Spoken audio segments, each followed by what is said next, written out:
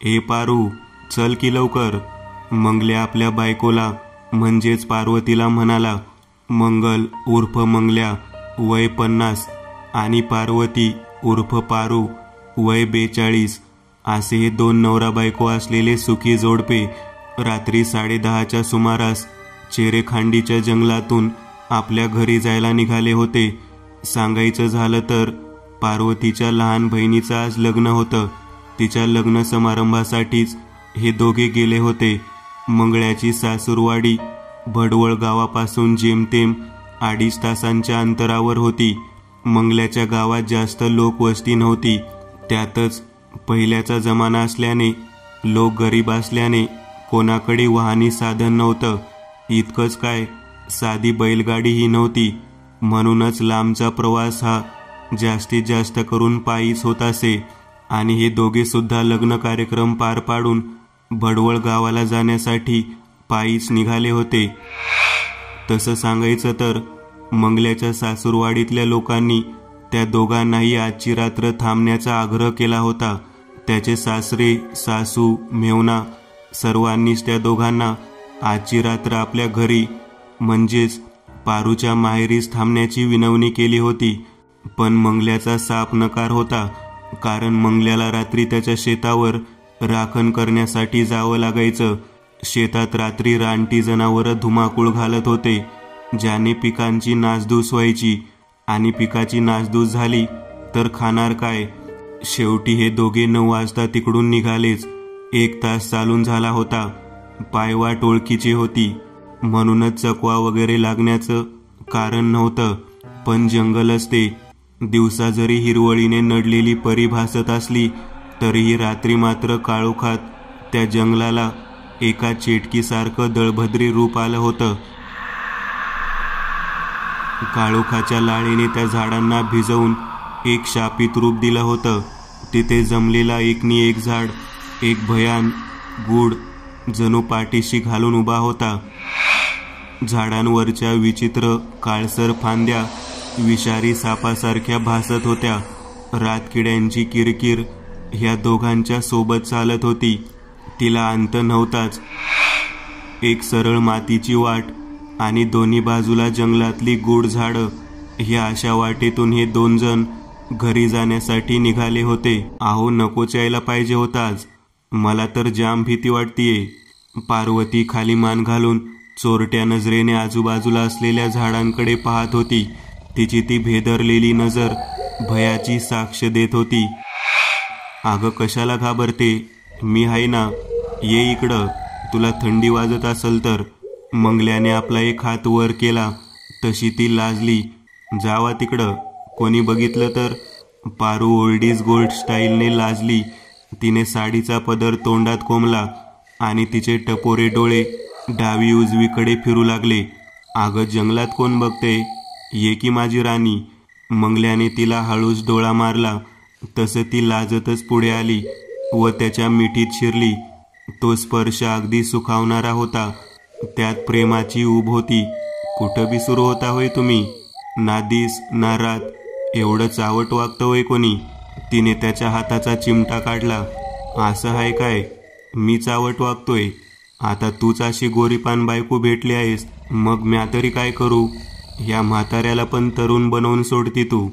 बाई बाई, किती नालायकवाणी बोलताय तुम्ही. आता समजलं मला. का इतक्या रातच्याला जंगलातून जायचं होतं तुम्हाला? अगं, असं काय नाही ग. शेतात रानटी प्राण्यांचा वावर वाढलाय. पिकांची नासधूस होते त्यांच्यामुळं. आणि तसं पण मी म्हटलं होतं की तू आजच्या दिवशी राहा, उद्या सकाळी ये. मंगल्या चालता चालताच पारूला म्हणाला. असं कसं? तुम्हाला भाकरी कोण करून देईल मग? असं म्हणते होय? मग दुसरं लग्न केलं तर चालतंय ना? मंगल्याने मान डोलावली व हसला. तसं त्याच्या त्या वाक्यावर पारूचा गोरापान चेहरा अंधारातही लाल झाल्यासारखा त्याला भासला. तिचे टपोरे पाणीदार डोळे कसे मोठे झाले. त्याला तिचं राग येणं खूप आवडायचं. का तर तिचं सौंदर्य राग आल्यावर जास्तच खुलायचं असं त्याचं मत होतं. म्हणूनच तो मुद्दामहून तिला असं चिडवायचा. असं? तिने ठसक्यातच बोलत मिठी सोडवली आणि एकटीच पुढे निघाली. करा दुसरं लग्न. आणि तिच्या संग या मागून. मी जाते पुढं. तिच्या पातळसर कमरेवर तो गोळ बोक्सा दाबत ती पुढे पुढे जाऊ लागली. तिच्या त्या कमनीय बांध्याच्या कमरेची हालचाल त्याच्या मनात टोचत होती. मंगल्या हलकेच हसला व तिला अजून चेव चढवावा असं ठरवून, ठीक आहे मग, येतो घेऊन सवत तुझी. त्याला वाटलं ती असं बोलण्याने थांबेल, पण ती मात्र एकटीच पुढे जात होती. तसं त्याला वाटलं मांजर जरा जास्तच रुसली की काय. अगं थांब, मस्ती करतोय मी. तो तिच्या जवळ पोहोचला, पण तिने मात्र ढुंकूनही पाहिलं नाही. अगं मस्ती करतो मी. अगं तुझ्यासारख्या रूपवान बायकोला सोडून मी दुसरीशी लगीन करील का पारू. डोक्यावरून पदर घेतलेली पारू गालात हसत होती. तिला त्याची थट्टा मस्करी ठाऊक होती. आता तिला मनवण्यासाठी तो उठबशा काढायलाही कमी पडणार नव्हता. अय पारू, थांब की. अगं मस्ती करतो ना मी. माझ्या सवतीसोबत करा मस्ती. ती माझ्यापेक्षा सुंदर असेल ना. अगं नाही ग माझी राणी, नुसतं सुंदर असून काय बी फायदा नसतो. खरी सुंदरता ती प्रेमानं कळती, जी आपल्या 20 वर्षाच्या संसारात आहे. तुझ्या हाताच्या भाकरीच्या तुकड्याला जी चव आहे ना, ती दुसऱ्या कुणाच्या हाताला नाही बघ. माझ्यावर जर माझ्या आईबापाशिवाय कोणी माया लावत असेल तर ती फक्त तू आहेस. त्याने तिला जागेवरच थांबवलं. तिचे खांदे पकडून तिचा चेहरा आपल्या दिशेने केला. तिच्या डोळ्यातून अश्रूंची धार नकळत वाहत होती. ए पारू, अगं तू रडती का. अगं मी तर मस्ती करत होतो की. का तर रागात मस्त दिसतेस बघ तू. पण मला जर माहिती असतं की तुला इतकं लागल तर मी असं बोललोच नसतो. नाही ओ धनी, हे डोळ्यातलं पाणी म्हणजे माझं प्रेम आहे, जे तुमच्या प्रत्येक शब्दानं हे आसवा वाटे बाहेर आलं आहे. असं म्हणतच दोघांनी एकमेकांना मिठी मारली. मंगलच्या छातीवर डोकं ठेवून तिने डोळे बंद केले. चल आता, निघायची वेळ झाली. काही वेळाने मंगल्या म्हणाला. दोघेही पावले उचलू लागले.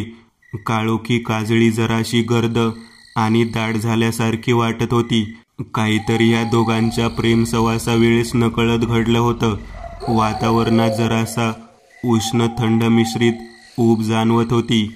झाडांच्या खोडावर पिवळे डोळे चमकत होते. झाडांच्या फांद्या कोणी दबा धरून बसल्याप्रमाणे नकळत हालत होत्या. हे दोघे नवरा बायको अगदी वेगाने पावलं उचलून पुढे जात होते. इतक्यात एक मोठी काळसर अभद्र घुबड गुदकारत दोघांच्या डोक्यावरून उडत पुढे निघून गेली. त्या स्मशान शांततेत तो आवाज घुमला. बाई बाई बाई, काय ध्यान गेलं वरून. पारू म्हणाली. पारू गप चाल, ऐकल ते. मंगल्या पुढे पुढे जाणाऱ्या मोठ्या घुबडाकडे पाहत बोलला. मेलं ध्यान कुठचं, आपल्याच डोक्यावरनं जायचं होतं. आता घरला जाऊन आंघोळ धुवावी लागल. पारूने कटकट करत बोट मोडली. पारू, एकदा म्हटलं ना गप्प बैस. ऐकल ते मेलं. आणि तुला माहिती आहे ना, ते सैतानाचं माणूस आहे. जे ऐकल ते सांगते त्यासनी. म्हणून गप्प बस आणि गुपचूप चाल. मंगल्याच्या वाक्यावर पारू गप्प झाली. दोघेही त्या शांततेतून पुढे जाऊ लागले. आजूबाजूला असलेली झाडं त्या दोघांना जवळून जाताना पाहत होती. अंधारातल्या काळ्या आकृत्या दात विचकत दोघांना पाहत हसत होत्या. रातकिड्यांची किरकिर बेसूर गात होती. एक क्षण दोघांच्या मनात भीती दाटून आली होती, पण दोघांनाही एकमेकांचा आसरा होता. म्हणूनच त्या भीतीने सध्या तरी त्या मनातल्या भयप्रद पेटाऱ्यात प्रवेश मिळवला नव्हता. जंगलातल्या मातीच्या रस्त्याने दोघेही चालत निघाले होते की एक आवाज त्या दोघांना ऐकू आला. पारू मंगल्या दोघे नवरा बायको जागेवरच थांबले. तो आवाज ऐकू लागले. एकाच वेळेस 20-30 माणसांनी एकाच वाक्याचा पुनर्विचार करत सूर धरला तर कसा आवाज निघेल तसा तो आवाज होता. पण त्या शब्दांचा अर्थ ह्या दोघांना लागतच नव्हता, कारण ती भाषा मराठी नव्हती, इंग्रजी होती. ए पारू, कसला आवाज असल ग. मंगल्याने पारूकडे पाहिलं. काय माहीत, पण त्या इंग्रज मुर्द्यांची भाषा वाटतीये बघा, पारू म्हणाली. होय ग, पण एवढ्या रातच्याला जंगलात हे करत काय असतील, ही त्याची उत्सुकता होती, प्रश्न नव्हे. ते पण हायच बघा. पाहायचं का? पारूलाही उत्सुकता लागली होती की तो आवाज त्या इंग्रजांचा होता, पण आज सुरू काय होतं आणि एवढी सर्वजण नक्की जंगलात इतक्या रात्री करत काय होती? वय वय, चल बघू. मंगल्याने आवाज ज्या दिशेने येत होता तिकडे पावले वाढवली. सरळ गावच्या दिशेने घेऊन जाणाऱ्या वाटेला तोडत हे दोघे जंगलात घुसले. झाडांना ओलांडून पुढे पुढे जाऊ लागले. तो आवाज प्रत्येक पावलासरशी वाढत होता, जणू अंतर कमी होत असावं. शेवटी एका उतरणीच्या जागी येऊन हे दोघेही थांबले. छाती एवढ्या झाडाझुडपातून डोके काढून पुढचा भयान, खाली दिसणारा नजारा विस्फारलेल्या डोळ्यांनी, मोठे झालेल्या तोंडाने पाहू लागले. समोर 40 फूट अंतरापर्यंतच्या झाडांना कापून मोकळी चौकोनी जागा केली होती. त्या चौकोनी जागेत चारही बाजूंनी जमिनीत पेटत्या चितेत मशाली खवल्या होत्या. त्या मशालीमधून निखारे आकाशात उडत होत्या. त्याच तांबडसर प्रकाशात पुढील दृश्य दिसत होतं. तिथे त्या जागेवर एकूण 30 माणसं उभी होती. त्या माणसांच्या अंगावर पायघोळ काळे कपडे होते. त्या कपड्याला जोडून एक त्रिकोणी टोपी डोक्यावर त्यांचा चेहरा झाकत होती. फक्त हनुवटी, ओठ, नाक दिसत होतं. ज्या कारणाने तिथे स्त्री आहे की पुरुष हे फक्त आवाजाने कळणार होतं. त्या सर्वांपुढे 3 माणसं उभी होती. त्या तिघांचेही कपडे तसेच होते, पण ते उच त्या सर्वांचे कोणी गुरु असावे. त्या 3 माणसांपुढे एक बर्फाची लादी होती, लांबीने जेमतेम 6 फूट मोठी, आणि त्यावर एक नग्न पुरुषाचं प्रेत ठेवलं होतं. बर्फाच्या लादीतून थंड वाफ बाहेर पडत होत्या. त्यावर झोपवलेल्या मृत प्रेताचं तोंड पांढरट पडलेलं, डोळ्यांखाली गडद काळी गोल वर्तुळे उमटलेली, ओठांच्या पाकळ्या काळसर झाल्या होत्या. हातापायाची आणि मधलं शरीर अगदी सुकून गेलं होतं. हाडं दिसत होती, जणू ते प्रेत न जाणे कित्येक दिवसापासून असं लादीवर झोपून ठेवलं होतं. पण का, कशासाठी? मानवी धर्मानुसार त्याला अंत का दिला गेला नव्हता? आव, काय आहे ही माणसं आहेत का चेटकी आहेत? पारू म्हणाली. त्या मशालींचा तांबडसर उजेड या दोघांच्याही तोंडावर पडला होता आणि त्या उजेडातच पारूचा चेहरा भयचिंताग्रस्तेने उजळून गेला होता. पारू, हे इंग्रज काहीतरी सैतानाचं काम करतायत बघ.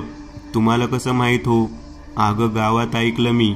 1-2 जण सांगत होती, पर खोटं आहे म्हणून हुडकावलं दोघांना बी गाववाल्यांनी.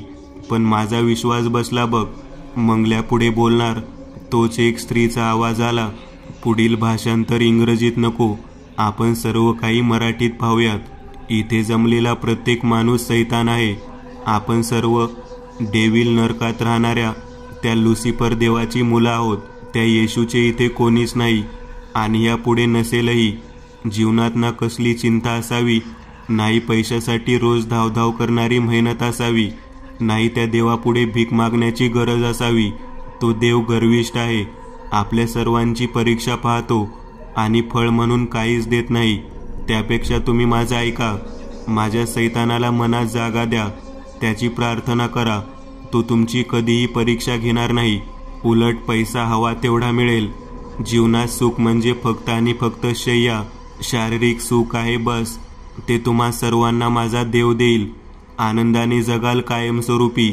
तुमच्या जगण्याला कधीच अंत नसेल. फक्त तुमचा थोडासा आत्मा माझ्या लुसिफरला दान करा. जर तुमचं हो म्हणणं असेल तर जयघोष करा त्या सैतानाचा. त्या स्त्रीच्या वाक्यावरती पुढील माणसं, स्त्रिया दोन्ही हात हवेत करून ओरडू लागली, सैतानाचा विजय असो, जय सैतान, सैतान हे जीवन, जय सैतान. काही वेळ तो आवाज तसाच घुमत राहिला. त्या आवाजाने जंगल दणाणून गेला होता. पक्षी पाखरं घरट्यातून उडताना दिसत होती. हे दोघे झुडपातून थरथरत पुढील दृश्य पाहत होते. अंगावर काटा आला होता, पण उत्सुकता मात्र कमी झाली नव्हती. शांती, शांती. ती स्त्री, तिचा हात वर आला. सर्वजण शांत झाले. खूप छान. हीच अपेक्षा होती तुम्हा सर्वांकडून मला. आता बैठक समाप्तीची वेळ झालीये. सर्वांनी प्रसाद भरभरून खाऊन जा किंवा घरी तुमच्या मुलांसाठीही घेऊन जा, असं म्हणतच तिने एक हात तिच्या बाजूला उभ्या असलेल्या त्या माणसाकडे दाखवला. तसे एक जण पुढे आला. त्याच्या हातात एक कुऱ्हाड होती. तो माणूस येऊन त्या बर्फाच्या लादीवर झोपवलेल्या प्रेतासमोर आला. त्याने कुऱ्हाड दोन्ही हातात पकडून ती वर नेली. मंगल्या पारू विस्फारलेल्या थरथरत्या नजरेने पुढे पाहत होते. पुढे काय घडणार हे त्या दोघांनाही माहिती होतंच, पण ते दृश्य त्यांच्या नजरेला पेलणारं होतं का? हवेत नेलेली कुऱ्हाड वेगाने खाली आली. एक वार गळ्यावर बसला. कुऱ्हाडीची पातं इतकं धारदार होती की चामडी फाटली. मग लाकडासारखं हाड तुटलं आणि प्रेताचं शिर काळशार रक्ताचा फवारा उडवत धडा वेगळं करून गेलं. हे असलं भयानक दृश्य पाहण्याची ह्या बिचाऱ्या भोळ्या भाबड्या जोडप्याची पहिलीच वेळ होती.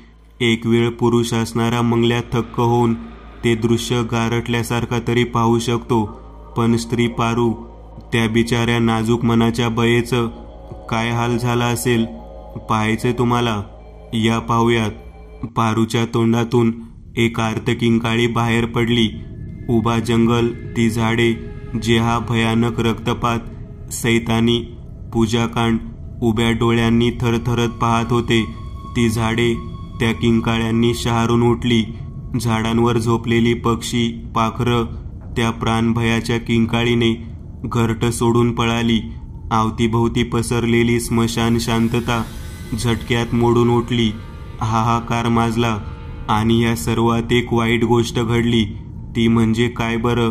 त्या काळ्या झग्यातल्या सैतानी हस्तकांची त्रिकोणी आकारातल्या टोप्यांची डोकी एकाच क्षणाला ह्या दोघांकडे वळली. ती हस्तकांची प्रमुख मुखिया स्त्री, तिने पारू मंगल्या ह्या दोन जोडप्यांकडे पाहताच तिच्या तोंडावर एक आसुरी, शन्नी, महापापी हास्य उमटलं. तिच्या डोळ्यांतल्या बाहुल्या लेझरप्रमाणे लाल रंगाने चकाकल्या, जे पाहून मंगल्या खाडकन भानावर आला. पुरुषाचं मन हे वाईट समयी परिस्थितीत अगदी वेगाने उत्तेजित होतं. बचाव कार्याला सुरुवात करतं, हेच खरं. पारू, पारू, मंगल्याने पारूला आवाज दिला, परंतु भीतीने ती पॅनिक अटॅक आल्याप्रमाणे जागेवरच गोठली होती. मेंदू कार्यरत झाला होता. छातीत श्वास अडकला होता. पाय जमिनीला चिटकले होते. विस्फारलेली नजर त्या हस्तक स्त्रीच्या लालसर डोळ्यांमध्ये पाहत होती. जणू ते लालसर डोळे पारूला संमोहित करून गेले होते. पारू, ए पारू. मंगल्याने पारूचे दोन्ही खांदे हातात धरले आणि दोन्ही खांदे बदाबदा हलवले. त्या प्रत्येक झटक्यासरशी काहीतरी घडलं. पारूच्या मेंदूवर चढलेला संमोहन आमळ एका झटक्यात उतरला. 2 क्षण तिने अवतीभोवती पाहिलं. मग जशी तिची वाचा परत आली, पारू चल, पारू चल. मरणाच्या भीतीने भ्यालेले दोन हे मानवी जीवात्मा मुठीत घेऊन धावले. नाही, ती सैतानी हस्तक स्त्री गरजली. जणू तिला आपल्या ह्या विधीला गोपनीय ठेवायचं होतं. जर हे दोघे बचावले तर ही 2 माणसं पूर्ण गाव गोळा करून जंगलात येतील आणि हे फारच धोक्याचं होतं. हे त्या सैतानी हस्तक स्त्रीने ओळखलं होतं. जा, जा, पकडा त्यांना. पकडून इथं जिवंत आणा दोन्ही भक्ष. जा, जा माझ्या सैतानी मुर्द्यांनो. त्या सैतानी हस्तक स्त्रीने बाकी उर्वरित तिथे उभ्या काळ्या जग्यातल्या सैतानी भक्तांना हुकूम सोडला.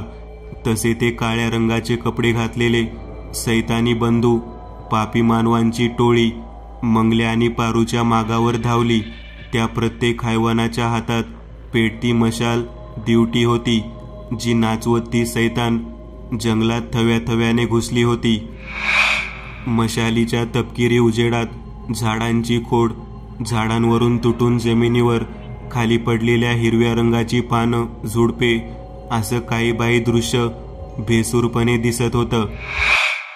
जंगलातली झाडे जागेवर उभं राहून थरथरत्या अंगाने हा सावज आणि सैतानी शिकारीचा मृत्यूचा नंगानाच आणि सैतानी शिकारीचा मृत्यूचा नंगानाच उभ्या डोळ्यांनी पाहत होते.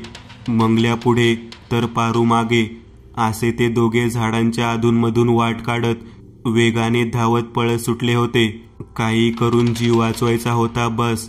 धावताना समोरून झाडांची गर्दी अडथळा निर्माण करत होती. ट्रेनमध्ये गाडीत बसल्यावर जसं लाईटचे खांब वेगाने सरसर करत पुढून येत मागे निघून जातात, तसेच मंगल आणि पारूच्या जवळून झाडे वेगाने पुढे येत मागे निघून जात होती. आणि हीच क्रिया पुन्हा पुन्हा घडत होती, कारण जंगल गर्द होतं. झाडांची संख्या मृत कबरीप्रमाणे शेकडोने होती. अंधाऱ्या रात्री भयभीत चेहऱ्याने हे दोन जीव सुटकेच्या आशेने धावत सुटले होते.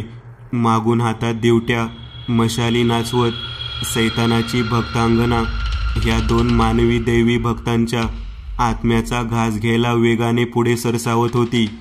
काळ्याभोर अंधारात त्यांच्या अंगावर असलेल्या काळ्या कपड्यांमुळे त्यांचा देह दिसत नव्हता. फक्त अंधारात ती जळणारी मशाल दिवटी तेवढी हवेत नाचत धावत पुढे पुढे येताना दिसत होती. मानव विरुद्ध सैतान पिच्छा सुरू झाला होता आणि या खेळात न जाणे कोण जिंकेल हे त्या परमार्थालाच ठाऊक होतं. 15-20 मिनिटे धावून झाली होती.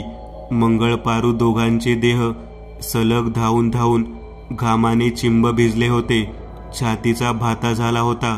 हाप हाप तोंडातून श्वास बाहेर फेकले जात छाती वर खाली होत होती. तोच मंगलाच्या नजरेला 80 मीटर दूरांतरावर एक चौकोनी 3.5 फूट उंचीची एक चौकोनी आकाराची देवळी दिसली, ज्या देवळीत एक मंद वातीचा दिवा तेवत होता.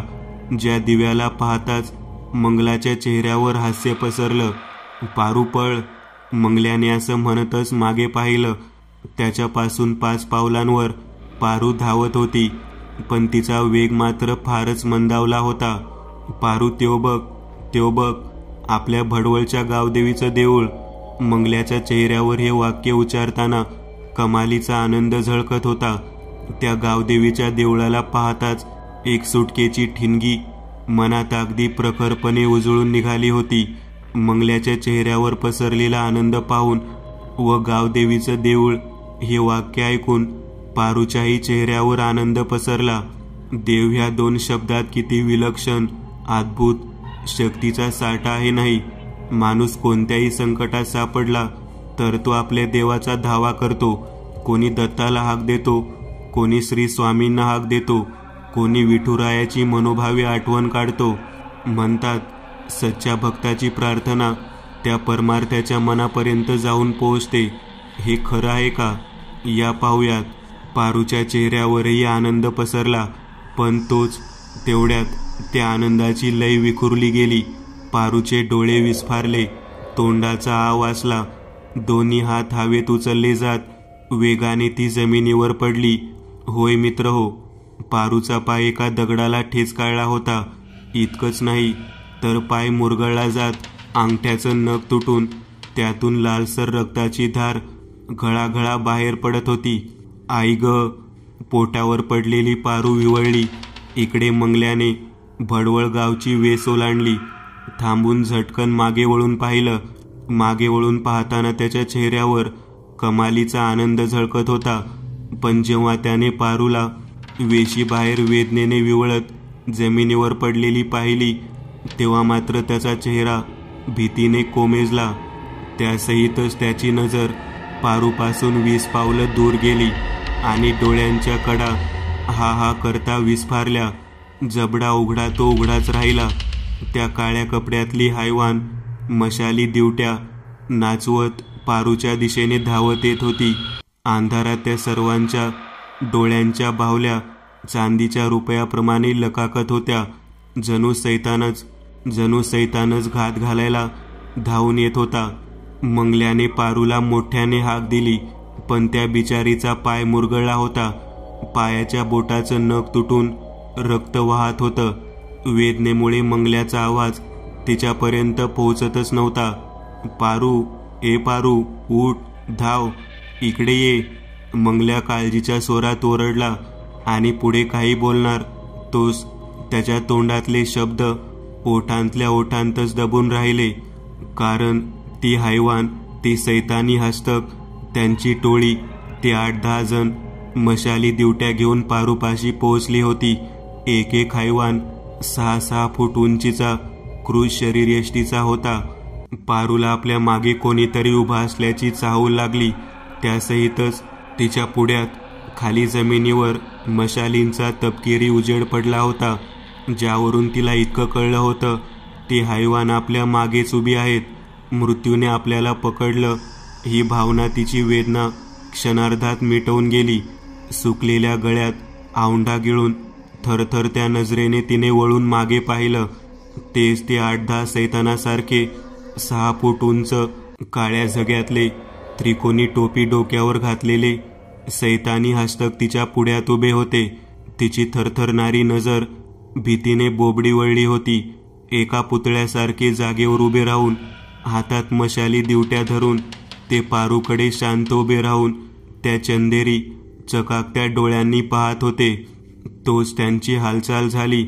सर्वजण एक एक करत हळूहळू बाजूला होत रांगेत उभे राहिले. डाव्या बाजूला 5 आणि उजव्या बाजूला 5 आणि त्या रांगेतून मधोमधून 30 सैतानी हस्तक असलेली स्त्री की सैतानाची पुजारीन हातात धारधार पातीची कुऱ्हाड घेऊन हळूहळू पारूच्या दिशेने चालत आली. तिच्या त्रिकोणी आकार टोपीतून चेहरा दिसत नव्हता, फक्त तिचे ते लालसम विस्तवधारी डोळे अंधारात चकाकत होते. हैवानी शक्तीची कमाल होती ती. इकडे मंगल्या हातबल झाला होता. बायकोची काळजी वाटत असली तरी पाहण्याशिवाय तो काय करू शकत होता? तो काही कोणी पंडित होता की मांत्रिक तांत्रिक होता की एका मंत्राने त्या हैवानांना रोखू शकेल? नाही, खासच नाही. मग आता मंगल्याचं आपल्या बायकोवर जीवापाड प्रेम होतं. स्वतःचा जीव देऊन सुद्धा तो तिला वाचवायला मागे पुढे पाहणार नव्हता. पण पुढ्यात मानव थोडी होते ते फक्त अमानवीय सांगाडे, ज्यांच्या नसानसांत रक्तात काळोखाचा सैतानी अंश दौडत होता. ती सैतानी हस्तक स्त्री हातात कुऱ्हाड घेऊन पारूच्या पुढ्यात येऊन उभी राहिली. तिच्या हातात असलेल्या कुऱ्हाडीच्या पातीला तेच गडद लालेलाल रक्त लागलेलं होतं, जे पाहून पारूचा अर्धा जीव जागीच मरून गेला. आमच्या विधीला पाहून फार मोठी चूक केली तुम्ही, आणि त्या चुकीची शिक्षा तुम्हाला मिळायलाच हवी. त्या हैवानी पुजारिनीच्या हातातील कुऱ्हाड हळूहळू वर जाऊ लागली. बायकोच्या चिंतेने मंगल्याचा जीव अगदी कासावी झाला. त्याची नजर अवतीभोवती फिरू लागली आणि त्याला ते दिसलं, गावदेवी आईच्या त्रिकोणी देवळीत तिच्या 2 फूट उंचीच्या मूर्तीसमोर एक मंद वातीचा दिवा तेवत होता. त्या दिव्याचा तपकिरी प्रकाश आईच्या चेहऱ्यावर पडला होता. त्या तपकिरी उजेडात आईचे टपोरे काजळ घातलेले डोळे, कपाळावर लाल टिळा, नाकात नथ, गळ्यात हार अशी प्रसन्न चेहऱ्याची मूर्ती होती. आणि मूर्तीच्या बाजूलाच एका वाटीत तांदूळ भरून ठेवले होते. त्या तांदळाच्या वाटीत अगरबत्ती पेटून गेली जात. त्या वाटीत मुठभर अगरबत्तीची राख होती. मंगल्याने आई गावदेवीच्या चेहऱ्याकडे पाहिलं आणि एक क्षण त्याला असा चमत्कारिक भास झाला की आईचे काजळ घातलेले दोन्ही डोळे मिटून पुन्हा उघडले गेले आहेत. जणू आईने त्याला मार्ग दाखवला होता आणि तीच कृती मंगल्याने ओळखली. जय आई गावदेवी असं म्हणतच मंगल्याने ती तांदूळ अगरबत्तीची राख मिश्रित झालेली वाटी हातात उचलली. आईच्या जयघोषाने मंगल्याच्या शरीरात अखंड शक्तीचा संचार वर उफाळून आला. नसानसात रक्ताचा पुरवठा वेगाने धावू लागला. अंगावर रोमहर्षक काटा उगवला. मनाला जखडलेल्या भीतीच्या कवचावर आईचं नाव उच्चारताच तो भीतीचा कवच फुटला. डोळ्यात आशेची ठिणगी चमकली. हातात दैवी राग घेऊन मंगल्या बायकोच्या काळजीने तिच्या दिशेने धावला. त्याच क्षणाला वेळेची गती मंदावली. वातावरणातला उभ्या पृथ्वीच्या क्रिया अगदी मंद गतीने घडू लागल्या. सर्व काही 0.25च्या गतीने घडू लागलं. त्या सैतानी हस्तक स्त्रीच्या हातातील धार पातळसर पातीची कुऱ्हाड, जिला विलक्षण धार होती, अगदी हळुवारपणे हवेला कापत पारूच्या दिशेने येत होती. भेदरलेल्या पारूने आपला हात उघड्या डोळ्यांवर ठेवला होता. जणू ती स्वतःचा मृत्यू पाहू शकत नव्हती. कोणत्याही क्षणी ती धारधार कुऱ्हाडीची पात पारूच्या डोक्यावर आदळणार होती. मंगल्याच्या पारूला यम न्यायला येणार होता. साक्षात सैतानाच्या हातून पारूचं मड पडणार होतं की तोच चमत्कार झाला. त्या सैतानी हस्तक स्त्रीच्या हातातील कुऱ्हाड हवेतून थेट खाली खाली येत पारूपासून फक्त 1 फूट अंतरावर येऊन ठेपली होती की तोच त्याच क्षणाला मंगल्या अगदी मोक्याच्या वेळेस येऊन तिथे ठेपला. त्याच्या हातात असलेल्या वाटेतील राख त्याने जराही वेळ न दवडता मुठीत घेऊन थेट त्या सैतानी हस्तक स्त्रीच्या अंगावर फेकली. साधारणशी अगरबत्तीची राख ती, पण तिचा चमत्कार केवढा. ती पांढरट राख त्या सैतानी स्त्रीच्या शरीरावर आदळताच प्रथम त्या स्त्रीच्या अंगावरचा काळभोर झगा विस्तव पडल्यासारखा हलक्याशा निखाऱ्यासहित पेटून उठला. मग त्या कपड्यांवर हिरवट रंगाचा फटफट आवाज करत ठिणग्या उडू लागल्या. 24 तास देवीच्या समोर जळणारी ती अगरबत्ती, त्या अगरबत्तीच्या राखेत देवीचा स्पर्श होत ती राख जरी डोळ्यांनी सामान्य वाटत असली तरी ती दैवी शक्तींच्या लहरीने अफाटपणे न्हावून निघाली होती. तिचा स्पर्श असामान्य, अमानवीय, वाईट, क्रूरती, भूत, पिशाच, सैतान त्यांच्या हस्तक सर्वांसाठीच घातकी होता. आणि तेच झालं होतं. त्या सैतानी हस्तक स्त्रीच्या हातातली कुऱ्हाड गळून खाली पडली. त्या दैवी राखेच्या स्पर्शाने तिच्या कपड्यांसहित शरीरानेही झपझप करत पेट घेतला. अखंड जिवंत प्रेत आगीत जळलं जात मृत्यू तांडव करू लागलं. जळताना तिच्या तोंडून भयंकर असा आवाज बाहेर पडत होता. ती सैतानी स्त्री गुरासारखी ओरडत होती. ज्या किंकाळ्या काळीच पिळवटून जात होत्या. आपल्या मुख्य साथीदाराचा असं भयंकर अंत होत आहे हे पाहून ते बाकीचे सैतानी हस्तक प्राणभयाने मशाली दिवट्या हाती घेऊन पुन्हा जंगलात पळाले. त्या सैतानी हस्तक स्त्रीचा आगीने पेटलेला देह सेकंदात जळून गेला व त्याचा क्षणार्धात जमिनीवर काळ्या कोळशाचा ढीग पसरला. सैतानी शक्तीवर आज पुन्हा एकदा दैवी शक्ती वरचढ ठरली. बडवळच्या आई गावदेवीने मंगल्या पारू दोघांचंही सुखरूपरित्या जीव वाचवलं. मंगल्याने पारूला आधार देत जमिनीवरून उठवलं. मग दोघांनीही वेशीवर असलेल्या आई गावदेवीचं दर्शन घेत हात जोडले व मग सुखरूपरित्या भडवळ गावात परतले. व गावात परतल्यानंतर मंगल्याकडून आई गावदेवीचा चमत्कार त्याने गाववाल्यांना सांगितलं. जे ऐकून सर्व गावकऱ्यांनी आई गावदेवीला मोठ्या मनाने हात जोडत आभार मानले व पुढे जाऊन काही वर्षांनी गावकऱ्यांनी आई गावदेवीचं एक भलं मोठं मंदिर सुद्धा गावात बांधलं. मित्रांनो, आज पुरतं एवढंच. तुम्हाला जर काही गोष्ट आवडली असेल तर नक्की लाईक करा. तुमच्यापैकी बरेचसे जण व्हिडिओ लाईक न करताच पळून जातात, पण हा जर व्हिडिओ तुम्ही लाईक केला तर मला जरा बरं वाटेल आणि असेच भारी भारी व्हिडिओ बनवायची माझ्यात एनर्जी येईल. त्यामुळे नक्की लाईक करा. आणि अजूनही कोणी या चॅनलला सबस्क्राईब केलेलं नसाल तर लगेच सबस्क्राईब करून टाका. आणि बाजूची घंटी ती मात्र दाबायला विसरू नका. देवाची घंटी आहे ती. चला तर मग पुन्हा भेटूया अशीच एक आगळी वेगळी गोष्ट घेऊन पुढच्या